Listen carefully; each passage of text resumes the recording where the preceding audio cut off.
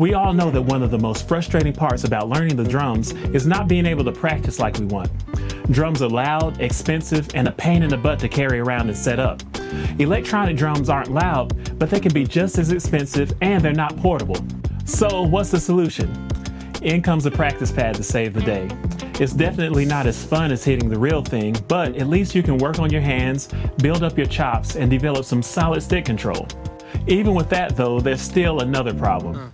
Drums are more than just a set of hand exercises on the pad. Most of us picked up the drums so that we could have fun jamming and making music that grooves with other musicians. So, is there a way that we could take that practice pad and use it to develop groove and musicality that translates to the drum set? I think there is. What's up, you guys? I'm Nikhil Wallace with theDrumBreakdown.com, and I'm here to help drummers who are passionate about music cut through the noise, find clarity, and then take focused steps toward becoming the drummer that they want to be. Today, I'm going to show you 3 ways that you can take that boring drum pad and use it in a little bit more of a challenging way to develop a rock-solid groove. No drum set needed. So let's break it down.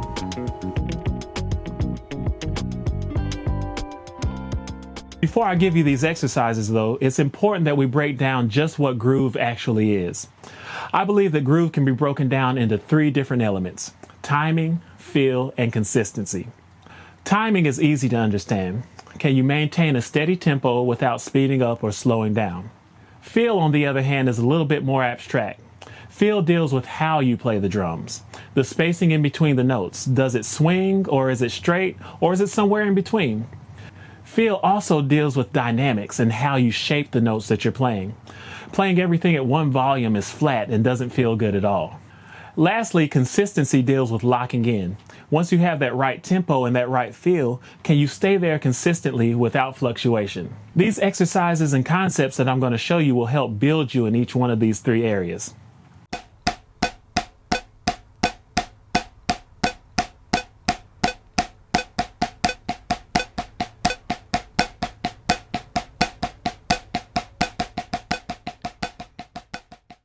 The first exercise is really simple, and it'll help develop your timing and overall understanding of rhythm.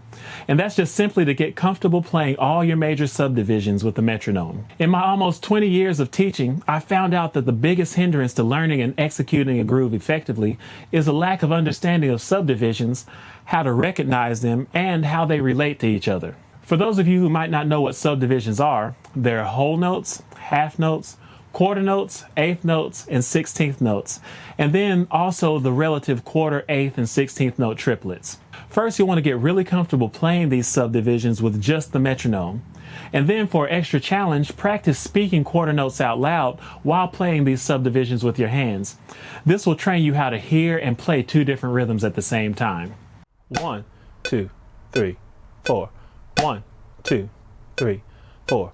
1, 2, 3, 4. 1, 2, 3, 4. 1, 2, 3, 4. 1, 2, 3, 4. 1, 2, 3, 4. 1, 2, 3, 4. 1, 2, 3, 4. 1, 2, 3, 4. 1, 2, 3, 4. 1, 2, 3, 4. 1, 2, 3, 4. 1, 2, 3, 4. 1, 2, 3, 4. 1, 2, 3, 4. 1. All grooves are a combination of these different subdivisions, and you can't play what you don't really understand. So being able to hear and analyze different rhythms is an essential skill. Speaking of essential skills, I have a free guide that I want to hook you guys up with. It's called the 7 Habits That Separate Pro Drummers from Amateurs. Playing like a pro isn't all about flashy feels and fast hands. It's about developing the right mindsets and habits.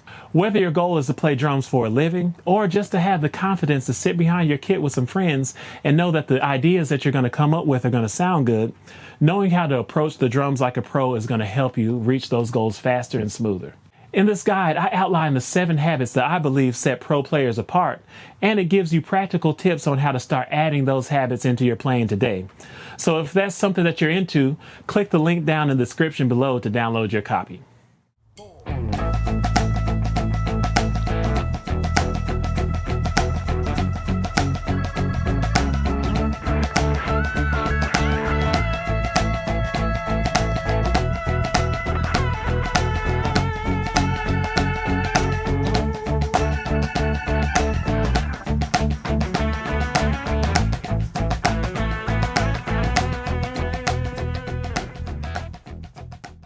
All right, so the second thing we want to work on is practicing all your rudiments and hand exercises to music.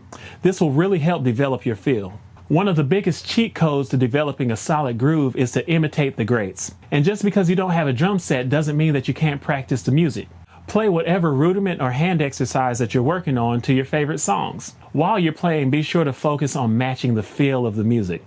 If the song is swinging, then swing the rudiment. If it's straight, then straighten out the rudiment. Also focus on matching the dynamics, playing softer during the verses and then practicing bringing up the energy in the choruses. Also try accenting with the backbeat of the song if it's possible. Groove isn't limited to just the kick, snare, and hi-hat. Everything that you play should have a solid groove and a great feel to it. Also make it a habit to set up your phone and record yourself playing along with these songs and then listen back to see if you're really locking in with it.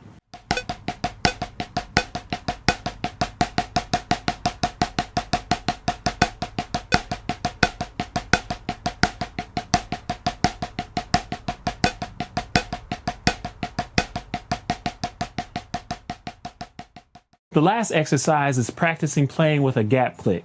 This really focuses on developing your consistency and building a strong internal clock. Many metronomes have a gap click feature where you can set the click to play for X amount of measures and then go silent for X amount of measures.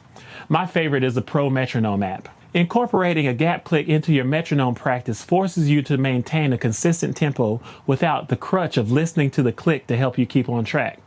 The longer the gap, the more challenging it is to stay on beat. First start off with the metronome clicking for one measure and then going silent for one measure. And then when you get comfortable with that, gradually increase the measures of silence. Being able to consistently nail the tempo after a long gap will give you the confidence in knowing that your internal clock is really solid.